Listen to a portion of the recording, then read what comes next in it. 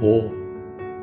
스몰렌스크에서부터 군대는 퇴각을 계속했다. 적은 그들을 뒤쫓았다. 8월 10일 안드레 공작이 지휘하는 연대는 큰 길을 따라 이동하다가 리시의 고리로 이어지는 대로를 지나가고 있었다.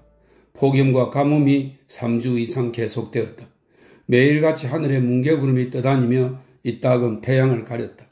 그러나 저녁이면 구름이 깨끗이 개고 갈색빛 도는 붉은 으스름 사이로 해가 지곤 했다.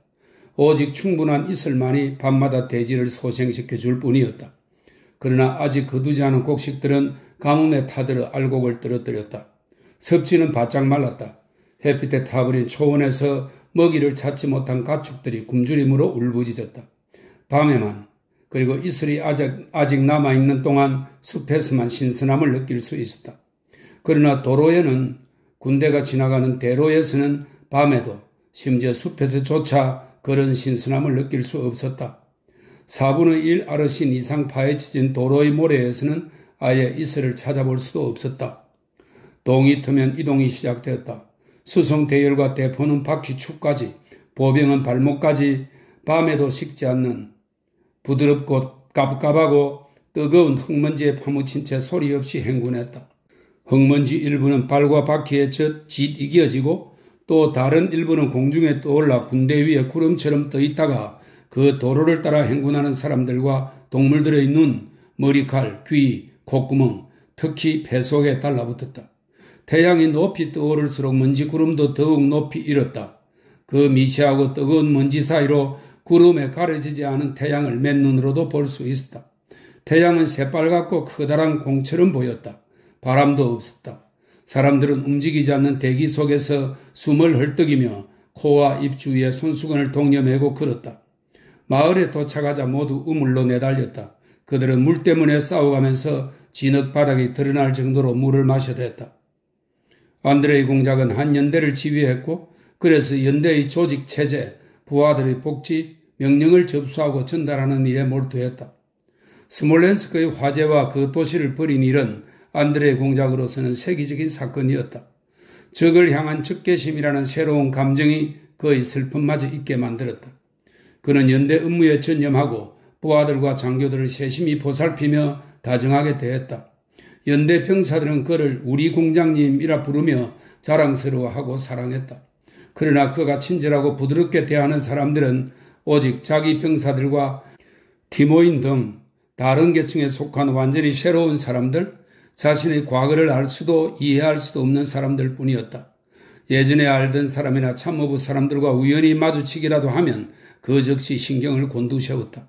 그는 매섭게 변하고 냉소를 짓고 경멸을 드러냈다. 그는 자신의 과거와 연결시키는 모든 기억을 밀쳐냈다. 그래서 이전 세계에 대해 그저 불공정한 태도를 취하지 않고 자신의 의무를 다하려고만 애썼다. 사실 안드레이 공작에게는 모든 것이 어둡고 âm울한 빛 속에 있는 것처럼 보였다. 특히 8월 6일 군대가 스몰렌스크를 버리고 떠난 후로 또 병든 아버지가 모스크바로 피난하셔서 그가 그토록 사랑한 리시의 고리를 적들의 약탈에 내맡기지 않을 수 없었던 후로 더욱 그랬다. 하지만 그럼에도 연대가 있었던 덕분에 안드레이 공작은 전반적인 문제들과는 완전히 독립적인 다른 대상, 즉 자기 연대에 대해 생각할 수 있었다. 8월 10일 그 연대가 속한 종대가 리시의 고리 부근을 지나게 되었다. 안드레이 공작은 아버지와 아들과 여동생이 모스크바로 떠났다는 소식을 이틀 전에 받았다. 안드레이 공작은 비록 리시의 고리에서 해야 할 일이 있는 것은 아니었지만 자신의 슬픔을 자극하고픈 그 특유의 욕구로 리시의 고리에 반드시 들르리라 결심했다. 그는 자기말의 안장을 얹으라고 지시한 후 행군에서 벗어나 자신이 태어나고 어린 시절을 보낸 아버지의 영지로 말을 몰았다. 언제나 10명가량 되는 안악들이 이야기를 나누면서 빨랫감을 방망이로 두들기고 헹구던 연못을 지나칠 때 안드레이 공작은 연못에 아무도 없고 망가진 뗏목이 물에 반쯤 잠긴 채 연못 한가운데에 비스듬히 떠다니는 것을 보았다. 안드레이 공작은 파수꾼의 오두막으로 말을 몰았다. 석조 대문 옆에는 아무도 없고 문은 빗장이 벗겨져 열려 있었다. 정원 오솔길에는 풀이 무성하고 송아지와 말들이 영국식 공원을 돌아다녔다. 안드레이 공작은 온실을 향해 말을 몰았다. 온실은 유리가 깨지고 큰 나무통에 심은 나무들 가운데 몇 그루는 쓰러지고 몇 그루는 메말라 시들어 있었다. 그는 큰 소리로 정원사 타라스를 불렀다. 아무도 대답하지 않았다. 온실 모퉁이를 돌아 옥의 화단으로 가니 조각이 새겨진 판자 담장은 모두 부서지고 자두나무 열매들은 나무가지째로 꺾여 있었다. 한 늙은 농부가 긴 녹색 의자에 앉아 나무 껍질로 신발을 삼고 있었다. 안드레이 공작은 어린 시절 대문가에서 그를 보곤 했다. 그는 귀가 어두워 안드레이 공작이 말 타고 다가오는 소리를 듣지 못했다. 그는 노 공작이 절기 앉던 긴 의자에 앉아 있었다. 주위의 부르지고 시던 목련나무 작은 가지에 속껍질이 매달려 있었다. 안드레이 공작은 집적으로 말을 몰았다. 오래된 정원의 보리수 몇 그루는 잘렸고 반점이 있는 말 한 마리가 망아지를 때리고 저택 앞 장미들 사이를 돌아다녔다. 저택의 모든 창에는 덧문이 못으로 고정되어 있었다. 아래층 창문 하나만 열린 채였다. 안드레이 공작을 본 하인 사내 아이가 저택 안으로 뛰어들어갔다. 알파티치는 가족을 떠나보내고 혼자 리시의 고리에 남았다. 그는 집안에 들어앉아 성자전을 읽고 있었다. 그가 안드레이 공작이 온 것을 알고는 코에 안경을 걸친 채 옷의 단추를 채우며 집 밖으로 나와 황급히 공작에게 다가가더니 아무 말도 못하고 안드레이 공작의 무릎에 입을 맞추며 울음을 터뜨렸다. 그러고 나서는 자신의 나약함에 화가 나 얼굴을 돌리고 안드레이 공작에게 상황을 보고했다. 비싸고 귀한 것은 전부 보구차롭으로 옮겨졌다. 곡물도 100 체르베르티, 이 체르베르티는 곡물의 양을 재는 단위로 209.21리터에 해당한다는 설명이 있습니다. 100 체르베르티 가까이 운반되었다. 근소형 풀과 알파티치의 말처럼 올해 보기 드문 풍작을 이룬 봄가리 작물은 아직 푸른 빛이 도는데도 군대가 징발하여 베어가 버렸다. 농부들은 먹고 살기 어려울 정도로 비참한 지경에 이르렀다. 농부들 가운데 일부는 보구차롭으로 떠나고 적은 수만 남았다. 안드레이 공작은 알파티치의 말을 끝까지 다 듣지 않고 물었다. 아버지와 여동생은 언제 떠났지? 그들이 언제 모스크바로 떠났느냐는 뜻이었다. 알파티치는 노 공작과 마리아 공작 영애가 보구차롭으로 떠난 일에 대한 질문이라고 생각하여 7일에 떠났다고 대답하고는 영지 경령에 대해 다시 장황하게 늘어놓더니 지시를 청했다. 영수증을 받고 부대의 귀리를 방출해도 될까요? 우리에게 아직 600 체르베르트가 남아 있습니다만 알파티치가 물었다. 뭐라고 대답해야 할까? 안드레이 공작은 햇빛에 반들거리는 노인의 대머리를 쳐다보며 또 그의 얼굴 표정에서 그 스스로도 그런 질문들이 때에 맞지 않다는 것을 알면서 그저 슬픔을 억누르기 위해 묻는 것임을 의식하고 있다는 것을 읽으면서 생각했다. 방출하게. 그가 말했다. 정운이 엉망이 된 것을 알아보셨겠지만 알파티치가 말했다. 막을 수가 없었어요. 3개의 연대가 와서 머물렀지요. 용기병들이었어요. 청원서를 제출하려고 지휘관의 관등과 직함을 적어두었습니다. 그런데 자네는 어떻게 할 건가? 적이 점령해도 남아있을 텐가? 안드레이 공작이 그에게 물었다. 알파티치는 안드레이 공작을 향해 얼굴을 돌리고 그를 바라보았다. 그러더니 갑자기 엄숙한 몸짓으로 한쪽 팔을 쳐들었다. 그분이 저의 수호자입니다. 그분의 뜻대로 될 겁니다. 그가 중얼거렸다. 농부와 하인 무리가 목초지를 가로질러 걷고 있었는데 안드레이 공작 쪽으로 다가오면서 모자를 벗었다. 그럼 잘 있게. 안드레이 공작이 알파티치에게 허리를 숙이며 말했다. 자네도 떠나 힘다는 한 다 가지고 가. 사람들에게도 랴잔이나 모스크바 부근으로 떠나라고 말하게. 알파티치가 안드레이 공작의 다리를 부여잡고 흐느꼈다. 안드레이 공작은 조심스럽게 그를 떼어놓고 말에 박차를 가하여 가로수길을 따라 빠르게 달려 내려갔다. 옥의 화단에서는 조금 전에 본 노인이 마치 사랑하는 망자의 얼굴에 들러붙은 파리처럼 여전히 무심하게 앉아 나무 껍질 신발의 나무들을 두들기고 있었다. 여자아이 둘이 온실의 나무에서 자두를 따 옷자락에 담은 채로 뛰어나오다가 안드레이 공작과 마주쳤다. 젊은 주인을 본 더 나이 많은 소녀는 떨어뜨린 설익은 자두를 줍지도 못한 채 겁에 질린 얼굴로 손아래 아이의 손을 잡고는 자작나무 뒤로 숨었다. 안드레이 공작은 깜짝 놀라 황급히 그들을 외면했다. 그들이 자기가 본 것을 눈치채게 했을까봐 두려웠다. 그는 겁에 질린 그 예쁘장한 소녀가 측은했다. 그녀를 보기도 두려웠지만 동시에 그것을 원하는 저항할 수 없는 욕구도 느꼈다. 그가 소녀들을 보면서 자기 마음을 차지하고 있는 것들과 똑같은 다른 관심, 스스로에게는 완전히 낯선, 그러면서도 너무도 정당한 인간적인 관심이 존재한다는 것을 깨달은 순간 기쁘고 평온한 새로운 감정이 그를 사로잡았다. 소녀들은 그저 설익은 자두들을 가져가 먹고 다른 사람들에게 붙잡히지 않기만 간절히 바라는 듯 했다. 안드레이 공작도 그들과 함께 그들의 계획이 성공하기를 바랐다. 그는 한 번 더 그들을 보지 않고는 견딜 수 없었다. 이제 위험하지 않다고 여긴 소녀들은 숨어있던 곳에서 뛰어나와 옷자락을 꼭 쥔 채 가느다란 목소리로 제잘거리며 햇빛에 탄 자그마한 맨발로 목초지의 풀 사이를 재빨리 뛰어갔다. 안드레이 공작은 부대들이 이동하는 대로의 먼지 자욱한 구역을 벗어난 후로 기분이 적잖이 상쾌해졌다. 그러나 리시의 고리로부터 그다지 멀지 않은 곳에서 다시 도로에 들어섰고 작은 연목 제방에서 쉬고 있는 자신의 연대를 따라잡았다. 오후 1시가 넘었다. 먼지 속의 붉은 공 같은 태양이 검은 프로코트 속으로 참기 힘들 만큼 뜨거운 빛을 내리쬐며 등을 달구었다. 먼지는 웅성웅성 떠들며 멈추어선 부대들 위에서 여전히 그대로 피어올랐다. 바람 한 줄기 없었다. 안드레이 공작이 제방을 지나갈 때 못에서 개흥 냄새와 싱그러운 향기가 풍겼다. 그는 물이 엄청 더러워도 그 속에 뛰어들고 싶었다. 그는 고함과 웃음소리가 들려오는 연못을 돌아보았다. 물풀로 탁해진 작은 연못의 수위는 1체르베리티 정도 높아진 듯 했고 제방 너머로까지 물이 흘러 넘쳤다. 벽돌처럼 붉은 손과 얼굴과 목으로 버둥대는 인간들의 병사들의 하얀 알몸이 연못을 가득 채웠던 것이다.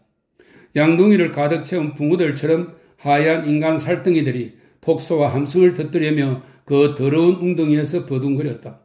그 버둥거림이 유쾌한 울림을 냈고 그 때문에 유난히 더 서글프게 느껴졌다.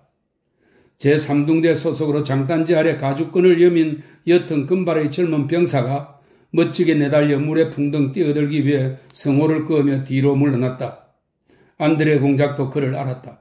덥수룩한 검은 머리칼을 지닌 다른 부사관은 허리까지 차는 물속에서 근육질 몸통을 부르르 떨고 즐겁게 큰 소리를 내며 손목까지 거무스름한 손으로 자기 머리에 물을 끼얹고 있었다. 서로를 철썩철썩 때리는 소리, 목 갈라진 목소리, 첨벙대는 소리가 들렸다. 연못 기슭이든 제방이든 연못 속이든 어디에나 건강한 근육질의 하얀 살덩이가 있었다. 조그맣고 불그레한 코를 가진 티모히는 제방에서 몸을 닦다가 안드레의 공작을 보고는 겸연쩍어했다. 그러나 안드레의 공작에게 말을 건네기로 결심한 듯 했다. 저거 좋습니다, 공작카카. 들어오시지 않겠습니까? 그가 말했다. 더럽군. 안드레의 공작이 얼굴을 찌푸리며 말했다. 저희들이 공장님을 위해 당장 정리하겠습니다. 그러더니 티모이는 옷도 입지 않은 채 그곳을 치우러 달려갔다. 공장님이 원하신다. 누가? 우리 공장님이? 목소리들이 웅성거렸다. 다들 불이 나게 서둘렀기 때문에 안드레 공작은 간신히 그들을 진정시킬 수 있었다. 그는 차라리 헛간에서 몸에 물을 끼얹는 것이 낫겠다고 생각했다. 살덩이, 육체, 육탄. 그는 자신의 알몸을 바라보며 생각했다. 그러고는 몸을 부르르 떨었다. 추위 때문이라기보다 더러운 못에서 철벅거리는 수많은 몸뚱이들의 모습에 자신도 이해할 수 없는 혐오와 공포를 느꼈기 때문이다. 8월 7일 바그라티온 공작은 스몰렌스크 가도의 미하일롭카 수경지에서 다음과 같이 썼다. 알렉세이 안드레에비치 백작기야. 그는 알렉체예프에게 편지를 쓰고 있었지만 군주가 이 편지를 읽으리라는 것을 알았다. 그래서 말 한마디 한마디에 최대한 신중을 기했다. 스몰렌스크를 적에게 넘겨준 것에 대해서는 이미 대신으로부터 보고받았으리라 생각합니다. 마음이 고통스럽고 침울합니다. 그 중요한 곳을 허망하게 버린 것에 대해 온 군대가 절망하고 있습니다. 나로서는 최대한 간절히 그에게 직접 요청하기도 했고 마지막에는 편지도 써보았습니다. 하지만 그 무엇도 그의 동의를 얻지 못했습니다. 당신에게 내 명예를 걸고 맹세합니다만 나폴레옹은 한 번도 경험하지 못한 궁지에 내몰렸기 때문에 군대의 절반을 잃는다 해도 스몰렌스크를 함락하지 못했을 겁니다. 우리 부대는 그 어느 때보다 매우 잘 싸웠고 또 잘 싸우고 있습니다. 나는 1만 5천 명을 거느리고 35시간 넘게 버티며 적을 무찔렀습니다. 그러나 그는 14시간도 버텨보려 하지 않았습니다. 그것은 수치이고 아군의 오점입니다. 그런 사람은 이 세상에 살아서는 안 된다고 생각합니다. 만약 그가 전력 상실이 크다고 보고한다면 그것은 사실이 아닙니다. 아마도 약 4,000명, 그보다 많지는 않고 어쩌면 그보다 적을지도 모릅니다. 비록 1만 명인들 어쩌겠습니까? 전쟁인걸요. 그러나 적은 엄청난 병력을 잃었습니다. 이틀을 더 버텼다면 적이 어떤 대가를 치렀을까요? 최소한 그들은 후퇴했을 겁니다. 그들은 병사와 말에게 먹일 물이 없었으니까요. 그는 나에게 퇴각하지 않겠다고 약속했었습니다만 갑자기 밤에 후퇴한다는 작전 명령을 보냈습니다. 그런 식으로는 전쟁을 할 수 없습니다. 이제 우리는 조만간 모스크바에까지 적을 이끌어 드릴 수 있습니다. 당신이 평화조약을 생각하고 있다는 소문이 나돕니다. 평화조약을 맺는 것은 당치도 않습니다. 온갖 희생을 치른 마당에 그렇게 미치광이처럼 퇴각한 마당에 평화조약이라니요? 당신은 러시아 전체를 적으로 돌리게 될 겁니다. 그리고 우리 모두는 군복을 입은 것에 부끄러움을 느끼게 될 겁니다. 상황이 이미 이렇게 되었다면 러시아가 버틸 수 있고 병사들이 두 발로 설 수 있는 한 우리는 싸워야 합니다. 지휘는 두 사람이 아니라 한 사람이 해야 합니다. 당신의 대신은 내각의 구성원으로 훌륭할지 모릅니다. 그러나 장군으로선 형편없을 뿐 아니라 낡아 빠진 자입니다. 그런 자에게 우리 조국 전체의 운명을 맡기다니 나는 정말 화가 나서 미칠 지경입니다. 나의 불손함을 용서하기 바랍니다. 평화조약을 체결하고 대신이 군대를 지휘해야 한다고 조언하는 자는 군주를 사랑하지 않고 우리 모두의 파멸을 바라는 자입니다. 그래서 나는 당신에게 사실대로 섭니다. 민병대를 모집하십시오. 대신이 지극히 교묘한 방법으로 수도를 향해 손님들을 끌어들이고 있기 때문입니다. 시종무관 볼초겐에게 모든 군대의 의심이 쏠리고 있습니다. 소문에 따르면 그는 우리 편이라기보다는 나폴레옹 편 사람인데 그런 그가 대신에게 모든 문제를 조언한다고 합니다. 나는 그의 상관임에도 그를 정중히 대할 뿐 아니라 부사관처럼 복종하고 있습니다. 마음이 고통스럽습니다. 그러나 나의 어린이신 군주를 경외하기에 복종하는 겁니다. 다만 군주께서 그런 자에게 훌륭한 군대를 맡기신 것은 유감스럽습니다. 우리의 퇴각 때문에 피로로 죽거나 병원에서 죽은 병사가 1만 5천 명이 넘는다고 상상해 보십시오. 만약 우리가 진격했다면 그런 일은 없었을 겁니다. 제발 말씀해 보십시오. 우리의 러시아, 우리의 어머니가 뭐라고 말하겠습니까? 우리는 왜 이렇게 벌벌 떠는 겁니까? 무엇을 위해 그처럼 선하고 열정적인 조국을 그 무렵애들에게 넘기고 국민들 한 사람 한 사람에게 정오와 치욕을 불어넣는 겁니까? 무엇을 주저하고 누구를 두려워하는 겁니까? 대신이 우유부단하고 소심하고 어리석고 굼뜨고 온갖 단점을 두루 갖춘 것은 나의 탓이 아닙니다. 온 군대가 비통해하며 그에게 죽도록 욕하고 있습니다. 6. 삶의 현상들 속에서 실시할 수 있는 수많은 부류 가운데에는 모든 현상을 내용 중심으로 구분하는 방법도 있고 형식 중심으로 구분하는 방법도 있다. 그런 부류의 하나로 우리는 마을, 지방자치제, 현, 심지어 모스크바의 생활과 정반대인 것으로 베테르부르크의 생활, 특히 살롱의 생활을 들 수 있다. 그 생활은 변하지 않는다. 1805년 이후 우리는 보나파르트와 화해하기도 하고 싸우기도 했으며 헌법을 제정하기도 하고 철회하기도 했다.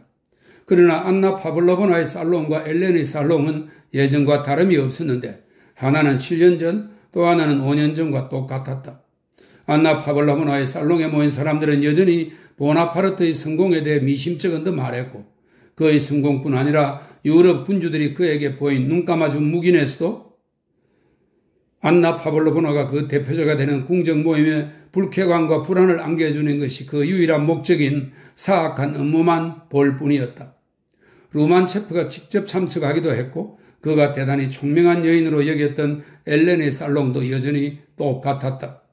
1808년 당시와 똑같이 1812년에도 그 살롱에 모인 사람들은 위대한 민족과 위대한 인간에 대해 열광적으로 이야기하고 프랑스와의 불화를 애석하게 여겼다.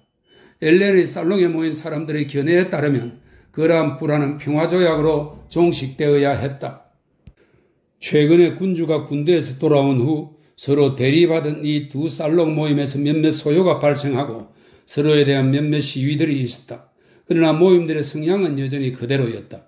안나 파블로브나의 모임은 프랑스인들 중에서도 근본적인 정통주의자들만 받아들였는데 여기서는 프랑스 극장에 다니면 안 되며 극단을 유지하는 비용이 일개 군단 전체를 유지하는 비용과 맞먹는다는 애국적인 사상을 피력했다. 그들은 전쟁의 여러 사건들을 예의주시하며 아군에 가장 유리한 소문만 퍼뜨렸다. 류만체프파이자 프랑스파인 엘렌의 모임은 적과 전쟁의 장혹함에 대한 소문을 반박하면서 화해를 위한 나폴레옹의 다양한 시도들에 대해 이런저런 말을 했다.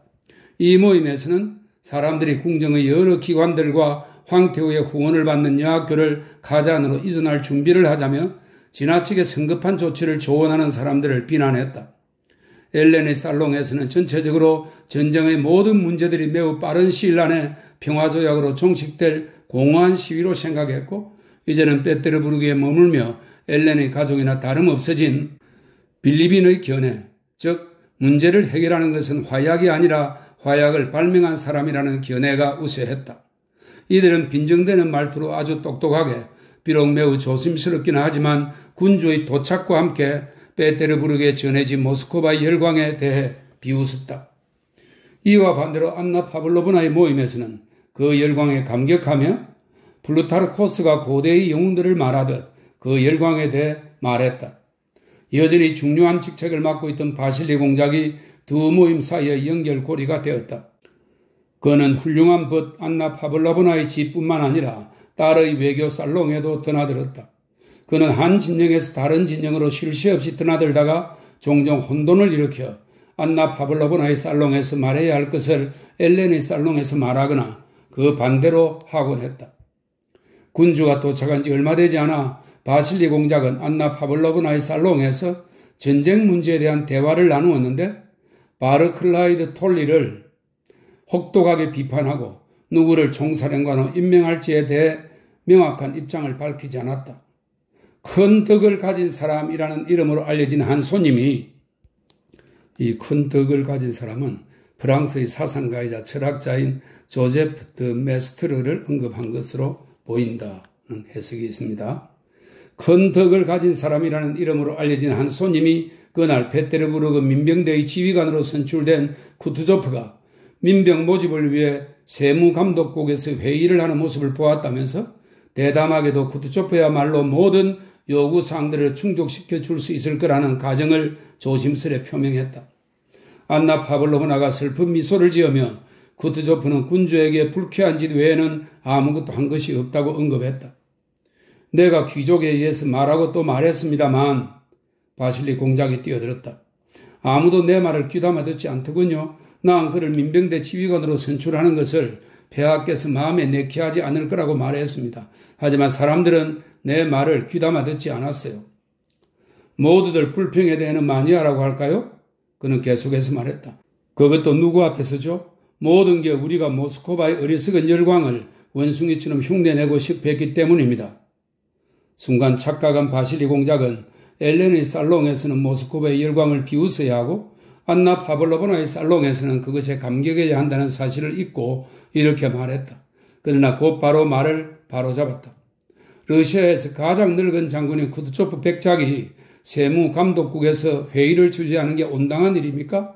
그의 분투는 흑사로 돌아갈 겁니다. 과연 말 위에 앉지도 못하고 위원회에서 졸기나는 사람을, 성질도 제일 고약한 그런 사람을 총사령관으로 임명하는 일이 가능하겠습니까? 그는 부쿠레슈티에서 명성을 얻었지요. 난 장군으로서 그의 자질에 대해 말하는 것이 아닙니다.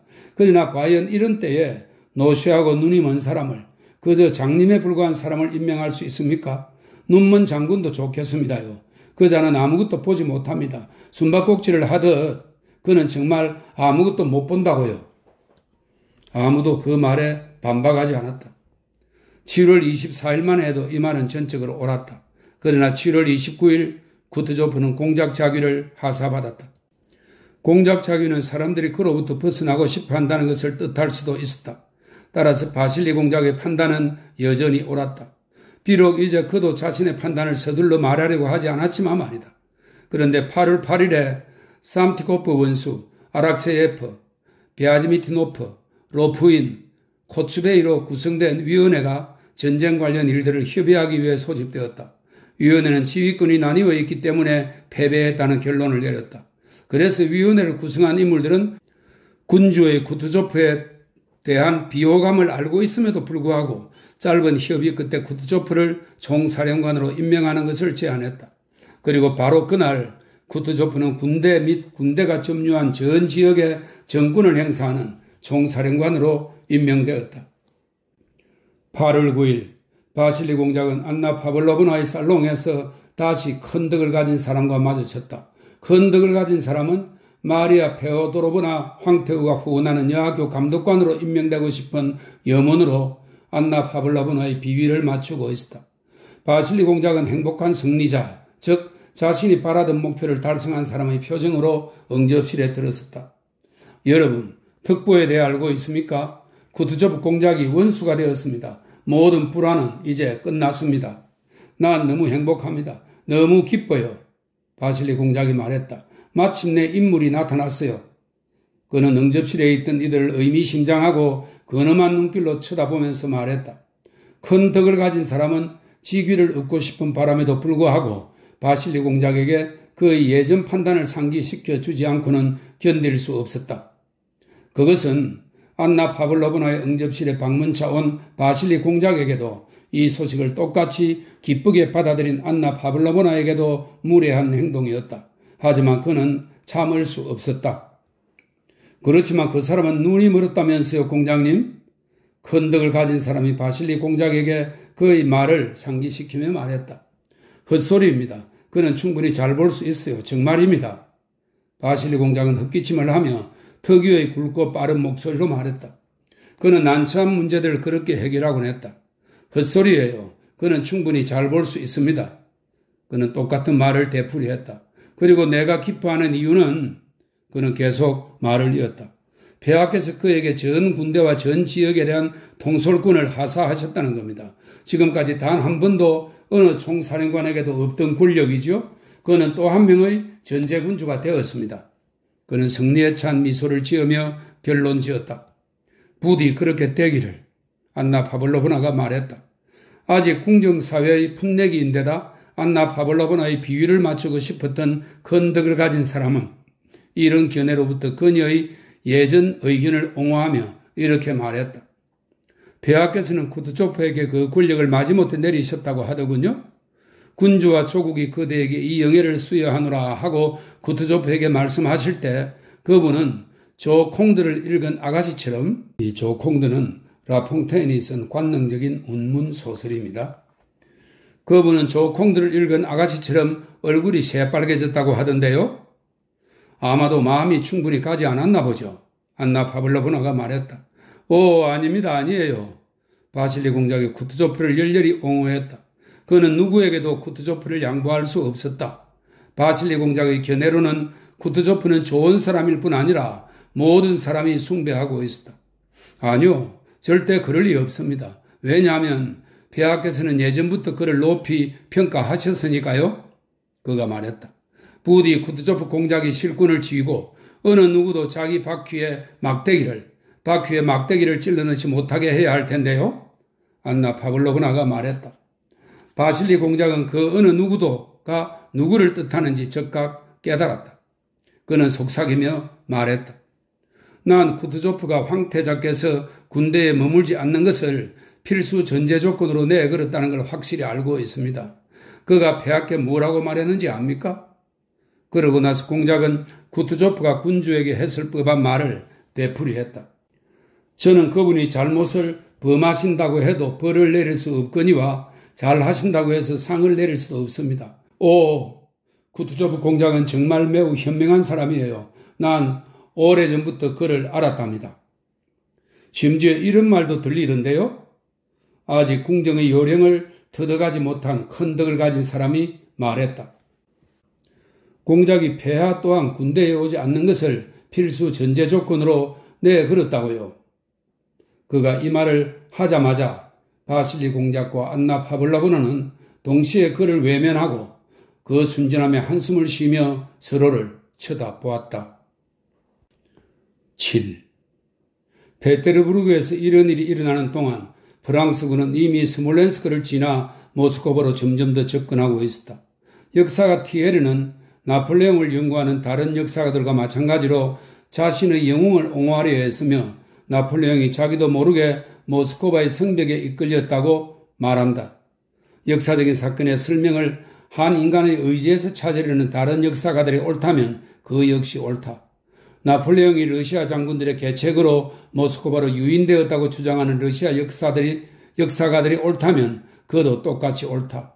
여기에는 과거의 모든 것을 실현된 사실의 전제로 보는 소급 법칙 외에 모든 문제를 뒤엎는 상관성이라는 것도 있다.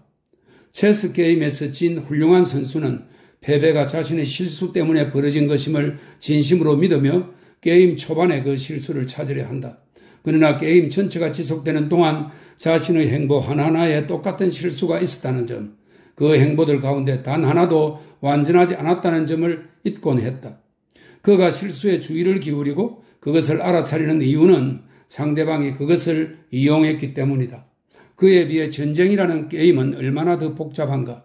그것은 시간이라는 일정한 조건에서 일어나며 그 안에서는 한 사람의 의지가 생명 없는 기계들을 조종하는 것이 아니라 모든 것이 다양한 의지들의 수많은 충돌에서 생겨난다. 스몰렌스크 점령 이후 나폴레옹은 도고로브시 너머의 비아지마에서 그 다음에는 차료보, 자이미시에서 전투를 하려고 했다. 그러나 결과적으로 온갖 상황들의 무수한 충돌로 러시아군은 모스크바에서 약 1200베르스타 떨어진 보로디노에 이르기까지 전투에 응할 수 없었다. 나폴레옹은 비아지마에서 모스크바로 곧장 진군하라는 명령을 내렸다.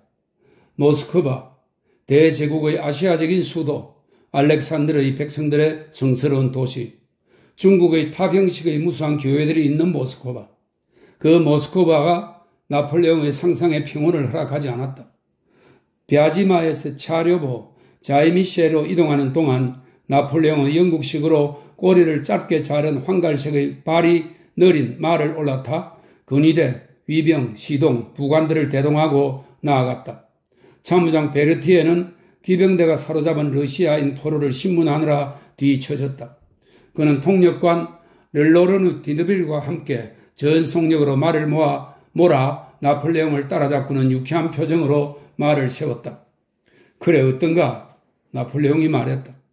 폴라토프의 카자크가 하는 말입니다만 폴라토프의 군단이 본대에 합류하기 위해 행군 중이고 쿠트조프가 총사령관으로 임명되었다고 합니다. 아주 영리하고 말이 많은 자입니다. 나폴레옹은 미소를 짓더니 명령을 내려 그 카자크에게 말을 내주고 자기에게 데려오도록 했다. 그는 카자크와 직접 이야기를 나누고 싶었다. 부관 몇 명이 말을 몰고 사라졌다. 1시간 후에 데니소프가 로스토프에게 넘긴 농노 라브루시카가 쫄병의 군복 상의를 걸친 채 프랑스 기병이 내준 말의 안장에 걸터앉아 교활하고 술에 취해 흥이 오른 얼굴로 나폴레옹에게 다가왔다. 나폴레옹은 그에게 자신과 나란히 말을 몰도록 명령하고 나서 이것저것 묻기 시작했다. 그대는 카자크인가? 카자크 입죠 무관나리님? 이 무관나리는 이 러시아 제정시대의 직급이 낮은 문무관, 예를 들면 2등 대위 이하의 무관과 9등 문관 이하의 문관 등에게 아래 사람이 붙이던 경칭입니다. 카자크 입죠 무관나리님. 카자크는 자신이 이야기를 나눈 사람이 어떤 존재인지 전혀 모르고 지나치게 허물없는 태도로 현재의 전쟁 상황에 대해 이야기했는데 나폴레옹의 소탈함 때문에 동방남자의 머리에는 군주가 눈앞에 있다는 사실이 전혀 떠오르지 않았던 것이다. 디에르는 이 일화를 들려주면 이렇게 말한다. 사실 라블루시카는 전날 주인에게 식사도 차려주지 않고 곤드레 만들에 취해 있다가 채찍질을 당하고 닭을 구하러 마을에 심부름을 갔다. 그런데 그곳에서 약탈의 정신을 팔다가 그만 프랑스군의 포로로 잡힌 것이다. 라블루시카는 산전수전 다 겪은 저열하고 뻔뻔스러운 하인들 가운데 하나였다. 이런 자들은 무엇이든 저열하고 교활하게 하는 것을 의무로 여기고 주인을 위해 기꺼이 무슨 짓이라도 하며 주인의 나쁜 생각, 특히 허영심과 소심함을 교활하게 짐작해낸다. 나폴레옹과 함께 있게 된 라브루시카는 그는 나폴레옹의 얼굴을 매우 잘 알았기에 쉽사리 알아보았다. 설명이 있습니다. 나폴레옹과 함께 있게 된 라브루시카는 조금도 당황하지 않았고 오직 새 주인들을 섬기고자 진심으로 애썼다. 그는 이 사람이 바로 나폴레옹이라는 것을 아주 잘 알았다. 하지만 나폴레옹이 앞에 있는 것이 로스토프나 회초리를 든 기병 특무 상사 앞에 있을 때보다 그를 더 당황하게 하지는 않았다. 라브루시카는 가진 것이 없었으므로 기병 특무 상사나 나폴레옹이나 그에게서 아무것도 빼앗을 수 없기 때문이었다. 그는 쫄병들 사이에서 오가던 이야기를 전부 짓거렸다. 그 가운데 많은 부분이 사실이었다. 그러나 나폴레옹이 러시아 군인들을 어떻게 생각하는지, 그들이 보나파르트를 이길 것으로 생각하는지 아닌지에 대해 묻자 라브루시카는 눈을 가늘게 뜨고 생각에 잠겼다. 라브루시카 같은 인간들이 언제나 모든 일에서 교활한 술책을 간파하듯 그 역시 여기서 미묘한 술책을 알아채고 얼굴을 찌푸리며 입을 다물었다. 그건 이런 거예요. 만약 전투가 벌어지면 그것이 아주 빠른 시일 내에 벌어지면 그럼 확실히 그렇게 될 겁니다. 그런데 만약에 사흘 동안 일어난다면, 그런데 앞으로 사흘 뒤에 전투가 일어나면 그때는 전투 자체가 지연전으로 들어가겠죠. 그는 생각에 잠겨 말했다. 그 말은 나폴레옹에게 다음과 같이 통역되어 전해졌다. 만약 전투가 사흘 안에 일어나면 프랑스군이 승리할 겁니다. 그러나 전투가 사흘 후에 일어난다면 무슨 일이 벌어질지는 하나님만이 아십니다. 르로르뉴 디드빌이 빙긋 웃으며 이렇게 전했다. 나폴레옹은 더할 나위 없이 기분이 좋은 것 같았지만 웃지는 않고 그 말을 한 번 더 반복하도록 명령했다. 라브루시카는 그것을 알아챘고 그도 그를 즐겁게 하려고 그가 누구인지 모르는 척하며 말했다. 우리는 당신들에게 보나파르트가 있다는 것을 압니다. 그는 세상의 모든 자들을 무찔렀죠. 하지만 우리를 상대할 때는 상황이 다를걸요? 그는 말했다. 어떤 연유로 자신의 말 끝에 오만한 애국심이 불쑥 솟아났는지 스스로도 몰랐다. 통역관은 그 말의 끝부분을 생략한 채 나폴레옹에게 전했고 보나파르트는 빙그레 웃었다. 젊은 카자크가 강력한 자신의 대화 상대자를 미소 짓게 만들었다. 디에르는 그렇게 말한다. 나폴레옹은 말을 탄 채 말없이 몇 걸음 나아가다가 베르티에를 돌아보았다. 나폴레옹은 도움강의 아들이 이야기를 나눈 사람이 바로 황제라는 점을, 피라미드에 영원히 사라지지 않을 승리의 이름을 쓴 바로 그 황제라는 점을 알리면 그 도움강의 아들이 어떤 반응을 보일지 시험해보고 싶다고 말했다. 그 소식이 전해졌다. 이런 일을 벌이는 이유가 자기를 아연실색하게 만들기 위해서라는 점, 나폴레옹은 자기가 놀랄 거라고 생각한다는 점을 깨달은 라브루시카는 새 주인의 마음에 들도록 거적시 소스라치게 놀라는 척했다. 그는 눈을 크게 부릅뜨고 채찍질을 당하러 끌려갈 때 습관적으로 짙은 얼굴을 했다. 디에르는 말한다. 나폴레옹의 통역관이 카자크에게 그 사실을 말하자마자 카자크는 경악한 나머지 더 이상 한마디도 입 밖에 내지 못했다. 그리고 동방의 대초원을 가로질러 자신의 귀에까지 그 이름이 도달한 정복자에게서 눈을 떼지 않은 채 계속 말을 몰았다. 그의 온갖 수다가 갑자기 뚝 그치고 순진하고 잔잔한 환희의 감정이 그 자리를 대신했다. 나폴레옹은 카자크에게 상을 내리고 사람들이 새를 그것의 고향인 들판으로 돌려보내듯 그에게 자유를 주라고 명했다. 나폴레옹은 자신의 상상력을 그토록 사로잡은 모스크바를 꿈꾸며 계속 앞으로 진군했다. 자신의 고향인 들판으로 돌아간 새는 동료들에게 들려주기 위해 잊지도 않은 온갖 일들을 미리 지어내며 전진 기지를 향해 말을 달렸다. 그는 자신에게 실제로 일어난 일을 이야기하고 싶지 않았다. 왜냐하면 그런 것은 그가 보기에 이야기할 가치가 없다고 생각했기 때문이다. 그는 카자크들에게 달려가 플라토프 부대에 속한 연대의 소재를 수소문했다. 그리고 저녁 무렵에는 양코보의 주둔에 있는 주인 니콜라이 로스토프를 찾아냈는데 그는 일리인과 부근 마을에서 산책을 하려고 이제 막 말에 올라탄 참이었다. 로스토프는 라브루시카에게 다른 말을 내주고 그를 데려갔다.